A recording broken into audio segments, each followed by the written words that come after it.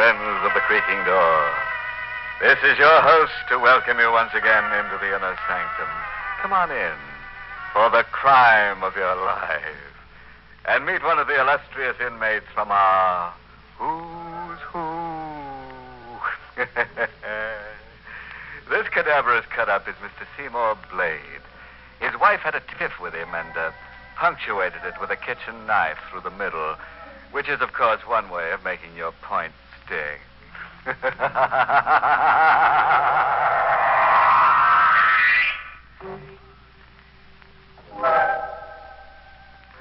All right, then, lend a fear now to some grim happenings and hear what kind of profits our star, Boris Karloff, in the role of Mark Devers, reaped when he put up Death for Sale. The ashtray in the reception room is stuffed with half-smoked cigarettes. The disheveled man waiting paces his caged animal steps this way and that. Each second, his eyes dart to the door at the end of the room, at the slightest sound. At last, the knob turns. The door swings wide open. Well, Doctor? Well, your wife is in pretty bad shape. Cora is my wife. Oh, I'm sorry. I thought... Forget it. Bad shape. But she's going to pull out of it, right? Mr. Devers... She's not going to pull out of it? Well, it doesn't look as if she will. What? There's a chance, only a very small one, but still a chance. You're lying. She's going to pull out of it. She's got to. We're doing everything we can. Look, even if she has to die, you could pull her out of it for an hour, couldn't you? Just an hour so that she could sign something. Mr. And Devers. It means everything to me, Doc. You could give her a shot or something, couldn't you? Good day, Mr. Devers. I'll give you $5,000. Good. $10,000, Doc, and you fool, you don't understand. You've got to do this for me. You've got to.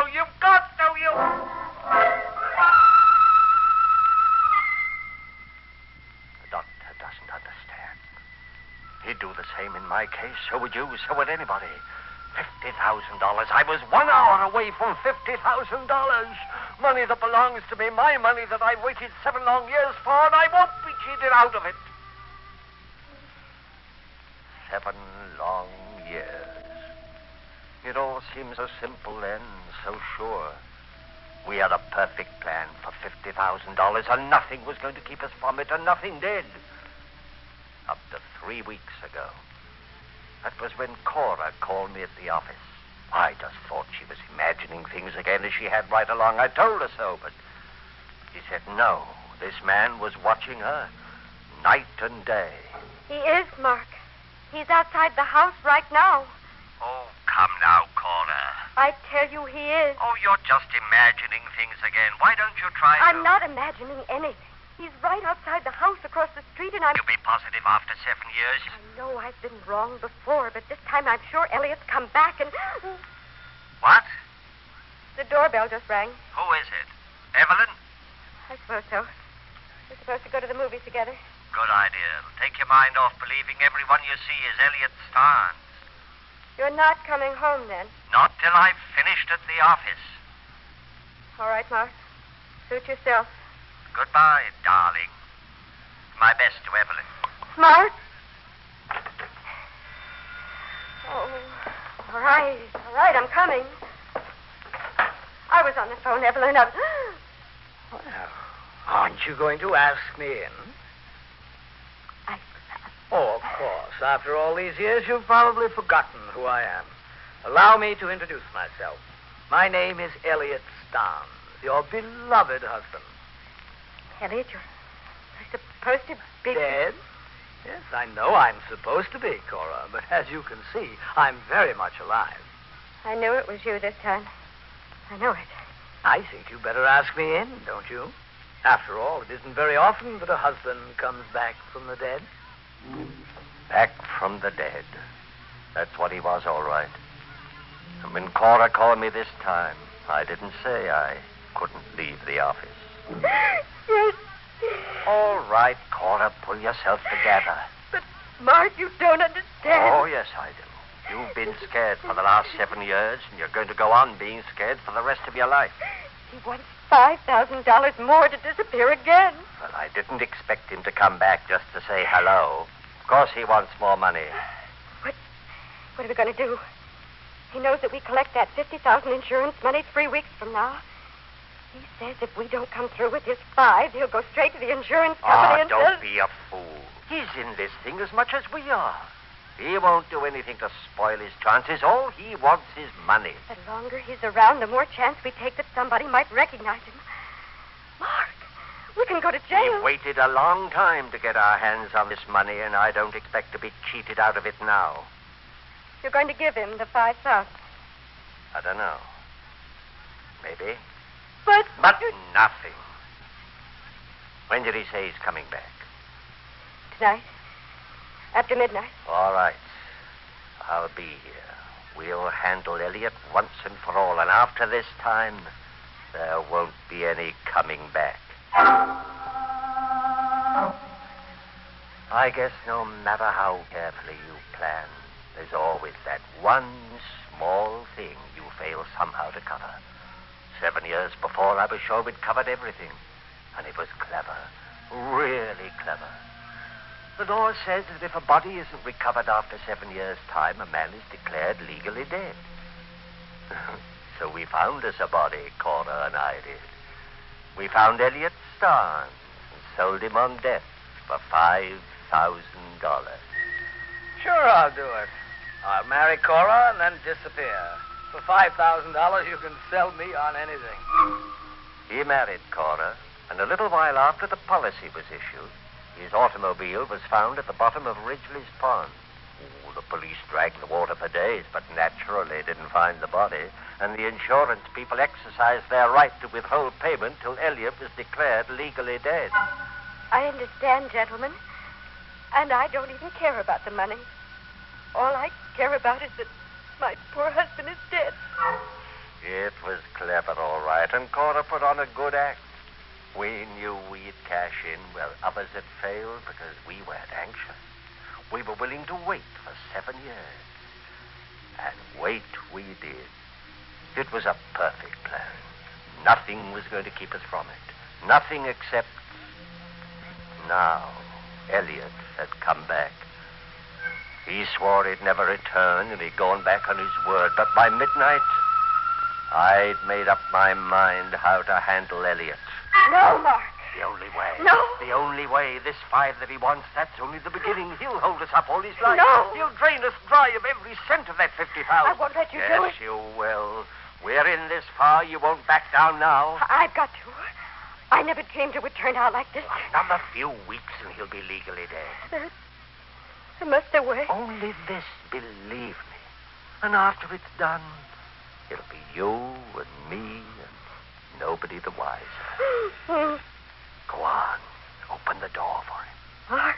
Cora, do what I say. I can't. You've got to. All right. I'll be inside. Tell him everything is set. I will. Hello, Cora. Oh, won't you come in, Elliot? Thanks, my dear. Don't mind if I do. Mark here yet, Cora? Yes. He's in the living room. Oh, fine. Then you and Mark have agreed on the deal for me. Yes, we have. Come in, Elliot. Everything's set.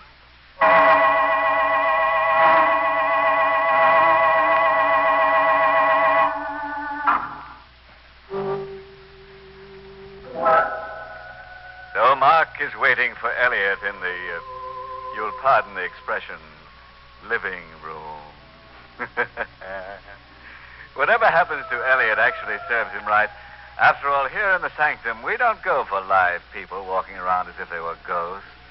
It's enough to scare the death out of us. Poor Cora is so nervous. She just can't look a corpus delicti in the prima facie. Well, enough grave philosophy. Suppose we let our star, Boris Karloff, take up our stock story where we left off. Everything was set. I planned to kill Elliot with the knife I held behind me, and I felt absolutely no compunction about it. Oh, you're joking. No, Elliot. You're crazy. Cora, stop him. You'll never get away with it. Mark, no!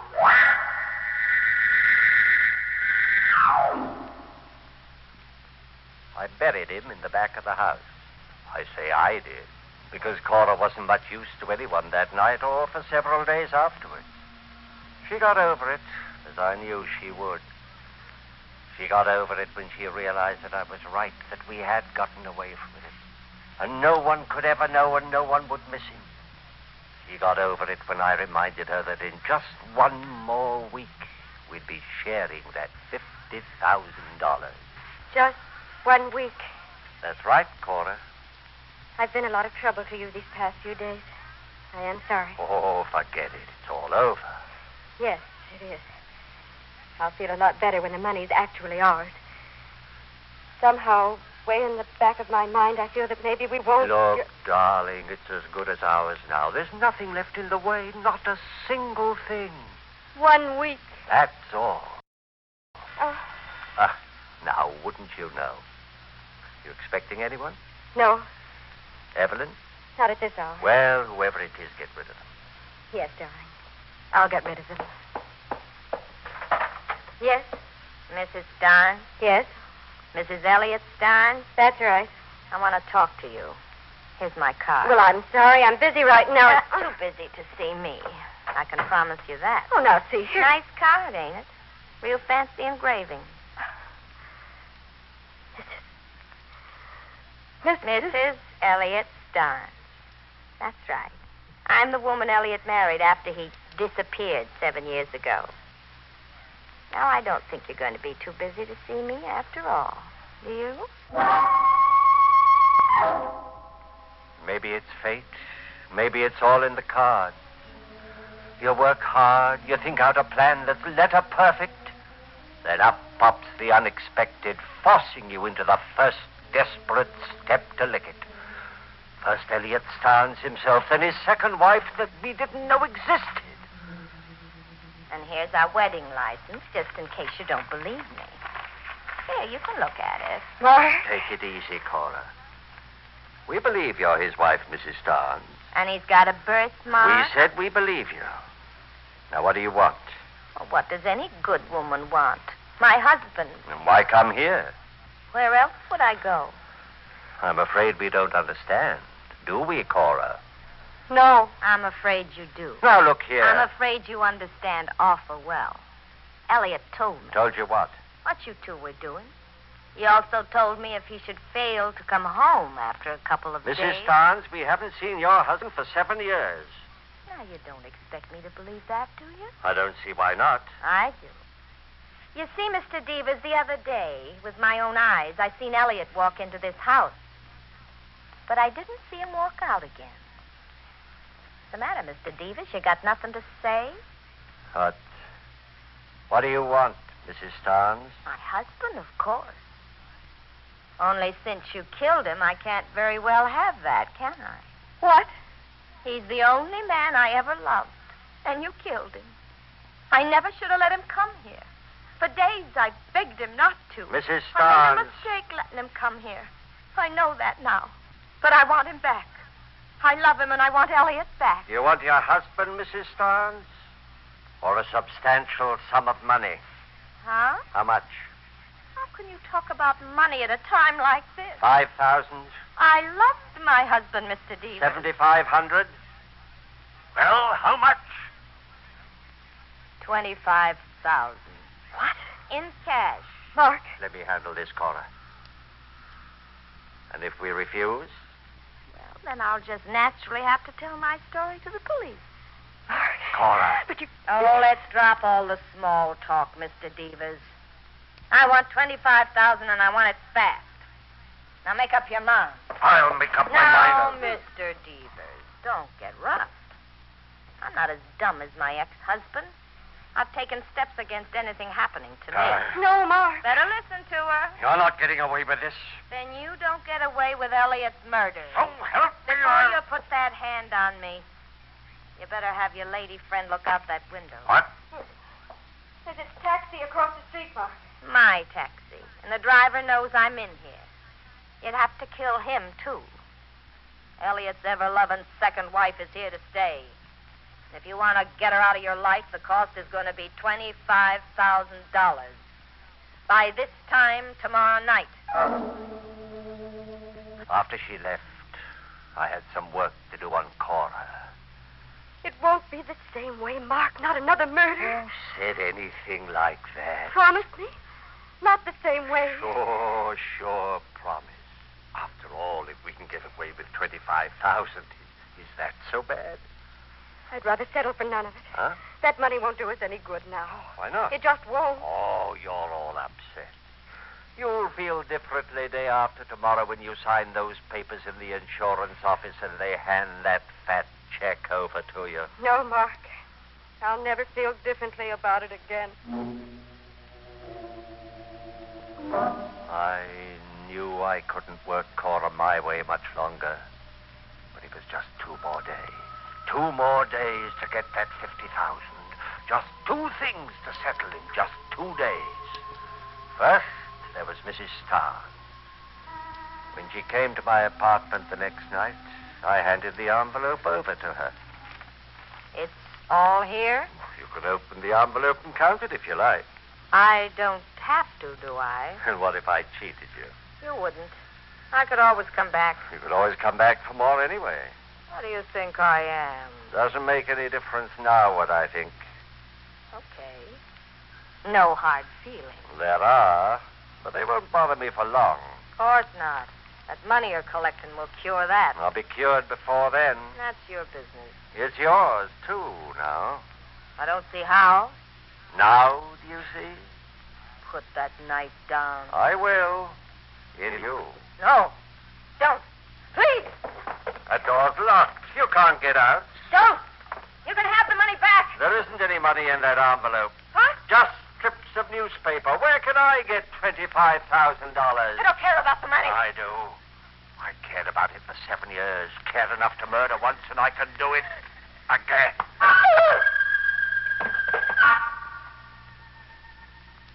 Now, Mrs. Starn, I've no hard feelings towards you. None at all. Just 2 things to take care of in just 2 days.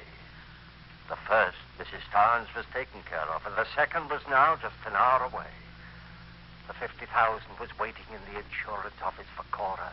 All she had to do was sign her name on some papers to get it. Oh, you can imagine how relieved I was as I sat next to Cora when she drove to the insurance office. But it was different with Cora. Cora didn't say a word. There's nothing left to say, Mark. Oh, money won't make you talk, Cora. You wait and see. After you get your hands on the... Hey, you're taking the wrong street. No, Mark. Sure you are. This is the way. It's the only way left for us, Mark. Huh? We're driving straight out of town. We're never coming back. There'll be no more murders. Cora. I know you killed that woman. Now, where did you ever get that idea? I paid her and she left. I was outside your apartment house last night. All right. So you know now. What did you expect? I couldn't let it all go down the drain, not after 7 years? Turn the car around. No. You're going to sign those papers. I want that money. It's too late, Mark. Like fun it is. Let go. You're turning this car around. Mark, the wheel, let go.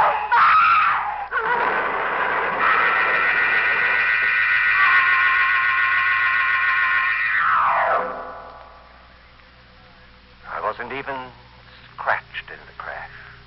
Cora wasn't that lucky. I rushed her here to the hospital, and you heard what the doctor said. There's a chance.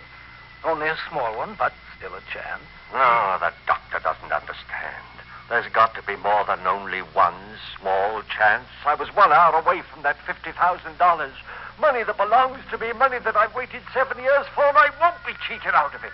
Cora's got to live. She's got to sign those papers.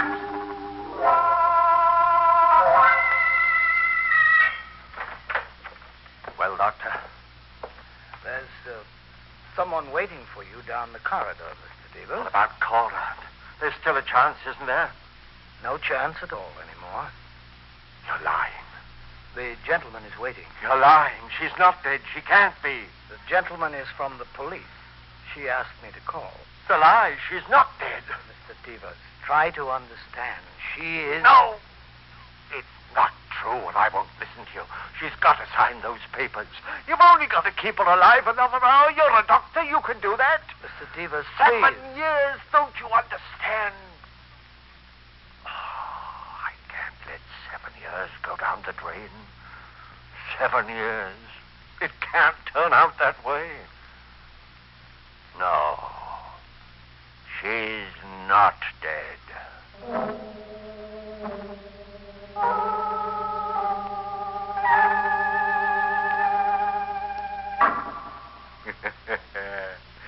So Mark's 50,000 went down the drain after all. And Mark went down the hatch of a scaffold. You know, I can't feel sorry for Mrs. Starnes. She should have known that a rolling widow gathers only mausoleums. Yes, when you use a dead husband for blackmail, you're bound to end up face down. Oh, a footnote. When you're dealing with life insurance, remember, honesty is the best policy. Well, friends, it's time once again to close that creaking door. Until next week at this same time, when we'll be back with a little hunk of horror. You'll be sure to listen, won't you? Good night. Pleasant dreams.